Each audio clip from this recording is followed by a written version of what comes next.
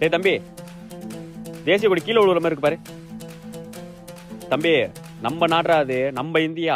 நம்ம தேசிய கொடி என்னைக்கு கீழே விழக்கூடாது, சரியா? சரிண்ணா. ஒழுங்கா மாட்டிட்டு உள்ள போ. இப்படி ஒரு ஸ்டூடெண்டா? டேய் வாடா போலாம். ராஜ்குமார் சார், உன்னை நினைச்சா பெருமையா இருக்கு ராஜ்குமார். எக்ஸ்ட்ரானரி. நீதான் ராஜ்குமார் ஸ்டூடெண்ட். புரியல சார். அந்த ஒரு சின்ன பையன் கொடியை கீழே விழுற மாதிரி போட்டிருந்தானே, நீ கூட சரி பண்ண சொன்னீங்க. Thank you sir. உண்மையா உன்ன மாதிரி ஒரு தேசப்பற்றுள்ள ஸ்டூடெண்ட் தான் ராஜ்குமார் நாங்க தேடிக்கிட்டு இருக்கோம். சூப்பர் ராஜ்குமார். கொடி குத்துலையா நீனு? அதோ இருக்கு சார், குத்திக்கிறேன் சார். குத்து, இங்கேயே குத்து. உள்ள போய் குத்திக்கிறேன் சார். இங்கேயே குத்து ராஜ்குமார். சார் நீங்க கொடி குத்தலையா சார்? அதுவா, நான் கொடி குத்துறேன்னு வச்சுக்கேன், எவனாச்சும் மாத்தி குத்திட்டு வருவான்.